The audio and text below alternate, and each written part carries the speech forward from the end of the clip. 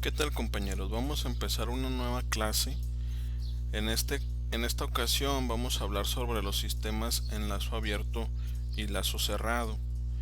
En cuanto a los sistemas en lazo abierto, mediante este esquema que es con el cual se representa un sistema en lazo abierto, podemos notar que la acción de control es totalmente independiente de la salida, y esta es una característica muy importante en los sistemas de lazo abierto, ¿sí? O sea que la acción de control no depende de los cambios en la salida del sistema. El funcionamiento de este tipo de sistemas es sencillo, simplemente la señal de referencia, denotada por RDT, se aplica al controlador, el cual emite una acción de control denotada aquí por UDT, la cual va a cambiar el comportamiento en cierta forma de la planta o el proceso, y pues me va a generar una salida controlada, en este caso denotada por CDT, ¿sí?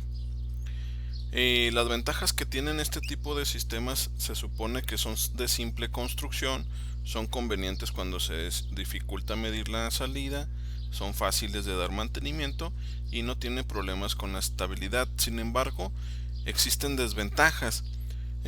Son inexactos, pues esto es debido a que el controlador depende de cierta precalibración, y también presentan errores ante variaciones del medio ambiente, es decir, ante perturbaciones. De igual forma no pueden censar perturbaciones internas del sistema, y para mantener la calidad y exactitud siempre es necesario estar recalibrando al controlador.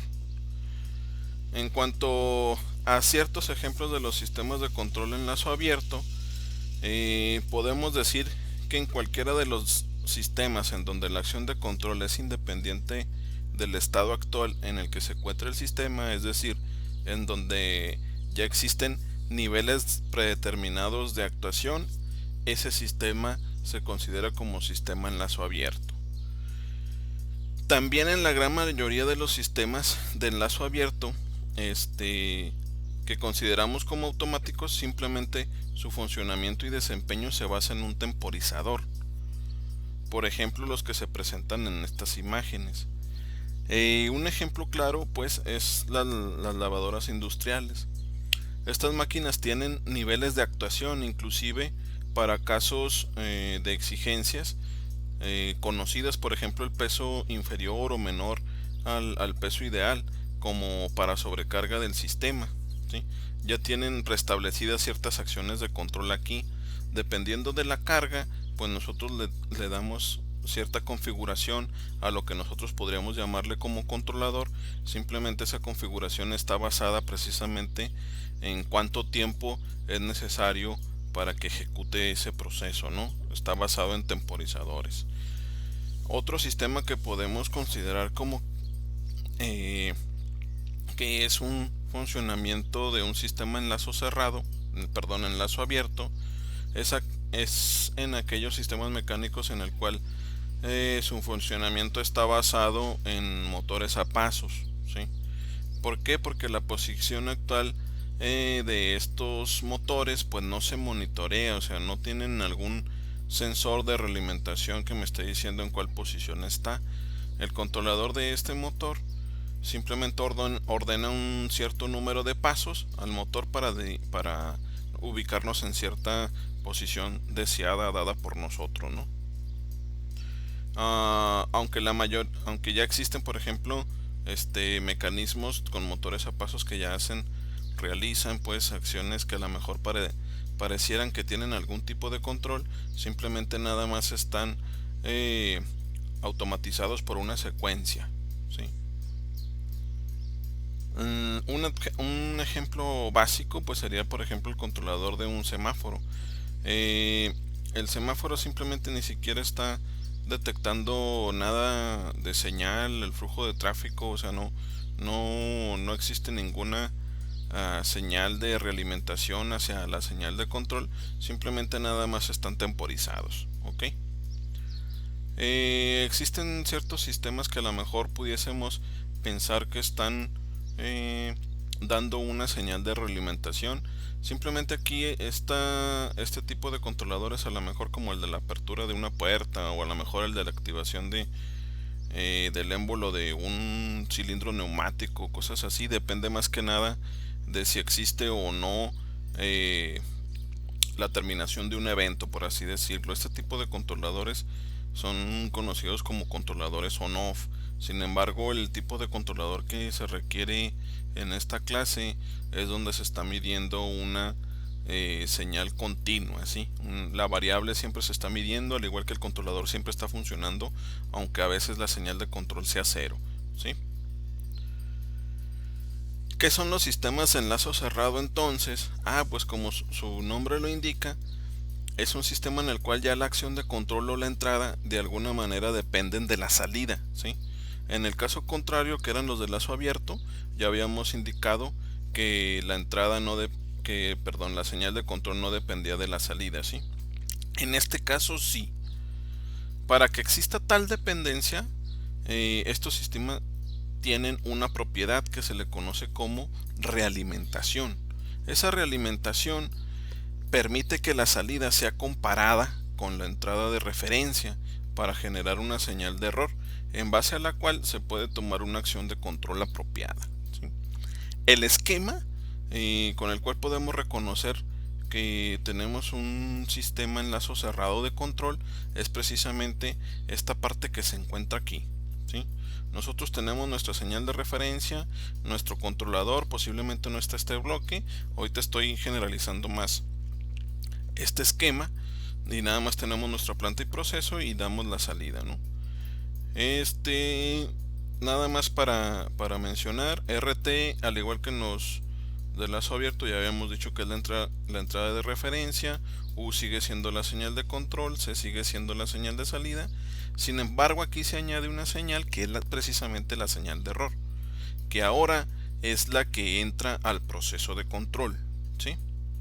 Estos dos bloques los estamos utilizando un poco, bueno, los estamos utilizando más para dar a entender que, por ejemplo, cuando estamos hablando de velocidades de un sistema, por ejemplo, que queremos controlar la velocidad de un sistema, ¿sí? O sea, independientemente de la variable velocidad, fuerza, posición, nosotros aquí vamos a imaginar que tenemos una posición y nuestra planta, de alguna forma, mediante el sensor, nos debe de dar una salida de posición, o lo que se está comparando aquí debe de tener las mismas unidades, ¿sí? Metros, metros, ángulos, ángulos, así. Sin embargo, físicamente nosotros sabemos que como cuando ya tenemos un sensor, precisamente la variable física, que a lo mejor si es la que sale de aquí, el sensor la convierte en voltaje. Entonces nosotros queremos voltaje aquí, por eso la señal de entrada sí se refiere a la que tiene precisamente las unidades físicas como posición, y en algún momento se tiene que transducir o convertir. Aquí puede ser un transductor físico o simplemente nada más un divisor de tensión que me indica cuánto está, o un comparador o un amplificador que me indica a cuánto equivale en voltaje esa posición que yo le estoy solicitando, ¿no? Como referencia, o la velocidad o la fuerza, ¿sí? Hay que considerar que aquí en este comparador se debe de tener las mismas unidades. Obviamente que ya implementado, pues a lo mejor vamos a tener voltajes aquí, entonces por eso estos me dan a entender que antes hay un trabajo sobre la señal para que yo pueda representarla mediante voltaje, pues, ¿sí? Las ventajas que tienen estos es que pues ya la exactitud es más elevada, debido a que precisamente tenemos esa señal de comparación, esa señal de error, y el controlador toma las acciones correspondientes para que nuestro sistema siempre esté obteniendo una salida deseada correspondiente a lo que nosotros le estamos solicitando, es decir, que en esa señal de error siempre sea cero. Estos sistemas perciben cambios ambientales, sí, debido a que a lo mejor la planta pueda sufrir ciertas perturbaciones independientemente de que existan externas o no. A lo mejor la planta puede también tener perturbaciones internas. A lo mejor, por ejemplo, si nuestra planta funciona con un motor, a lo mejor ya tiene mucho tiempo el motor encendido y entonces esta ya no presenta la misma fricción viscosa, ciertas fuerzas que a lo mejor al inicio lo estaban frenando un poco. Entonces esas perturbaciones las absorbe precisamente el controlador, ¿sí? Nuestra señal de control no va a ser la misma, ¿ok? En estos sistemas el efecto de las no linealidades es reducido si también las compensa el mismo controlador, y podemos utilizar el control para un ancho de frecuencia alto, es decir, que puede trabajar para cualquier valor en sí, en teoría pues. A continuación les presento más que nada un ejemplo de cómo se está representando un sistema en lazo cerrado. Si recuerdan, acá yo estoy poniendo, por ejemplo, nosotros estamos considerando que aquí le llamamos planta, aquí se encuentra el sensor. Hay algunos que, por ejemplo, el sensor se lo ponen aquí mismo y aquí simplemente nada más ponen la realimentación, y consideramos que la planta ya tiene involucrada la parte que me da la señal que se está realimentando, ¿no?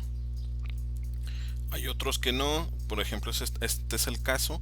Sin embargo, aquí la planta la están separando en cuanto al proceso y al actuador. Siempre va a existir el elemento que sobre el cual el controlador actúa, ¿sí? Por ejemplo, si yo tengo un péndulo, el péndulo pues simplemente se puede mover a partir de un motor. Entonces, aunque yo tengo todo mi sistema modelado como una simple barra, el controlador está actuando precisamente sobre el motor que le está dando movimiento a ese péndulo, ¿sí? Pero estos dos bloques vienen a ser lo que es nuestra planta o nuestro sistema. Es decir, aquí nosotros podemos poner un cuadrito punteado y decir que todo esto es nuestra planta, ¿sí? Si se fijan, acá también están considerando ya las perturbaciones, e inclusive si es que en las mediciones que nos está regresando nuestra planta pudiésemos considerar a lo mejor algún tipo de ruido, ¿sí? O sea que nuestra señal está ruidosa antes de llegar al sensor.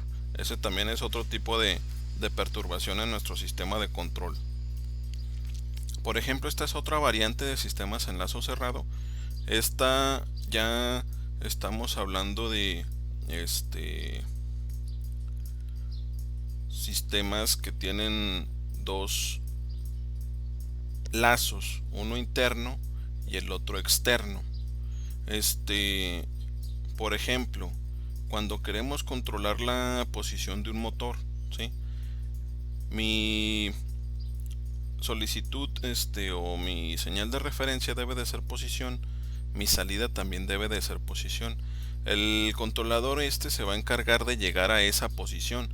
Sin embargo, si nada más tuviésemos sin considerar este lazo, el controlador actuaría sobre esta parte solamente, o sea, no estoy considerando este lazo.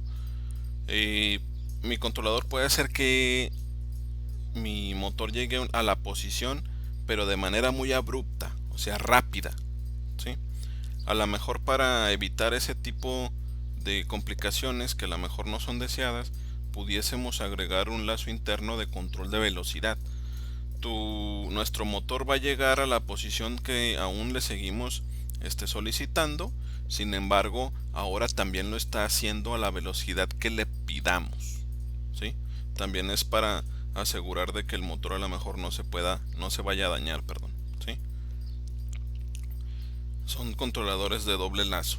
Entonces, por ejemplo, ahora es cuando tenemos un sistema en el cual tenemos múltiples salidas, múltiples entradas. Por ejemplo, un robot de más de 2 o 3 grados de libertad, ¿no? Me refiero a que el robot, dependiendo de los grados de libertad, requiere tantos motores como grados de libertad. Si tengo un robot de 2 grados de libertad, requiero activar 2 motores o controlar 2 motores. Si tengo uno de 3, necesito 3 controladores, ¿sí? Por eso necesito 3 señales deseadas, va a haber 3 señales de error, va a haber 3 señales de control sobre los 3 motores que ya actúan sobre cada uno de los eslabones del robot. Y pues así, nada más, digamos que esto es como para hacer un bus de señales, ¿sí? Claro que no va a ser la misma señal deseada para cada uno de los grados de libertad, ¿sí? Vamos a ver algunos ejemplos así sencillitos. Este es, por ejemplo, si nosotros quisiésemos alcanzar un libro, al menos hablando de nosotros, pues de un ser humano, vamos a imaginar que nosotros sabemos la referencia del libro, la damos como entrada y queremos obtener precisamente la posición de las manos nos va a otorgar el alcanzar ese libro, ¿no? Entonces nuestra entrada es la posición de referencia de ese libro, obtenemos una señal de error a partir de el sensor sería nuestros ojos, y entonces se está realimentando, pues nos estamos acercando más, el cerebro es quien va a controlar a nuestras manos para poder alcanzar ese libro, ¿no? Ya algo más aterrizado pues a sistemas que se puedan realizar, eh, por ejemplo el control de una temperatura. Vamos a imaginar que nosotros tenemos como referencia una temperatura deseada de la casa y obvio tenemos como salida la temperatura de la casa. Casi por lo general lo que es deseado también debe de ser de salida, al menos en cuanto a la variable que se está controlando, ¿no? Tenemos temperatura deseada, temperatura real. No sé, posicionamiento deseado, posicionamiento real. En este caso, nuestro controlador es una válvula, ¿sí? Esa válvula, pues es quien abre o cierra el sistema de calefacción, en cierta forma, ¿no? Y pues ya sea dependiendo de cómo sea la señal de error, la señal de error me va a decir qué tanto más abra o qué tanto más cierre esa válvula, y quien me va a dar la lectura precisamente de lo deseado contra lo que está saliendo es un sensor de temperatura, ¿no? Por ejemplo, queremos estabilizar un barco, pero nada más sobre el eje axial del barco, ¿sí? Entonces, por ejemplo, supongamos que tenemos una embarcación del tipo aleta, ¿sí? Nosotros necesitamos o estamos solicitando el, el ángulo de balanceo deseado y tenemos el ángulo de balanceo real, ¿sí? ¿Qué es nuestro controlador? Pues precisamente el actuador que está sobre la aleta, perdón. Nuestro sistema es el barco y tenemos precisamente un sensor de balanceo. Es un sensor que nos mide este ángulo que se encuentra aquí, ¿sí? Siempre vamos a necesitar, si se fijan, nuestra señal deseada, nuestra variable deseada es igual a la variable de salida, al menos en cuanto a unidades. No le llamamos igual, sino que le llamamos aquí deseada o de referencia y acá real, ¿sí? Obvio que necesitamos siempre un sensor el cual nos pueda decir la cantidad de la variable que nosotros estamos controlando. Por ejemplo, el sistema de control de velocidad de un motor, ¿sí? Esto ya está un poquito más aterrizado a la implementación. Nosotros sabemos que, por ejemplo, la velocidad de un motor la podemos controlar a partir de la corriente del campo y la corriente de la armadura, o el voltaje que se le aplica a ambos, ¿no? Supongamos aquí nosotros estamos a la corriente de campo la estamos dejando fija, sin embargo mediante un amperímetro estamos cambiando la corriente de la armadura. De esa forma vamos a aplicar una señal y va a aumentar la velocidad. Inclusive el motorcito tiene carga. ¿Cómo podemos medir la velocidad? Mediante un tacómetro. El tacómetro me va a regresar la velocidad del motor a partir de voltaje. Ese voltaje se está comparando aquí en este comparador, que a la vez está haciendo de controlador, porque es quien me da la señal de actuación sobre el motor, ¿no? ¿Cuál es mi señal de referencia? Pues un potenciómetro. Simplemente nada más tengo aquí un divisor de tensión, el cual en cierta forma a partir del voltaje me está indicando qué velocidad es la que quiero que tenga ese motor, ¿no? Ya al momento de que el tacómetro y el potenciómetro al momento de compararse sean la misma, simplemente nada más va a tener una corriente constante, el cual la cual va a mantener el motor precisamente a esa velocidad que le estamos solicitando a partir del potenciómetro. Este sería el esquema de la implementación de este sistema en lazo cerrado. Si se fijan, aquí tenemos nuestro controlador, que es el amplificador, y esta sería la armadura y la carga, que es nuestro sistema que estamos queriendo controlar. La velocidad actual se va a medir a partir de un tacómetro, ¿no?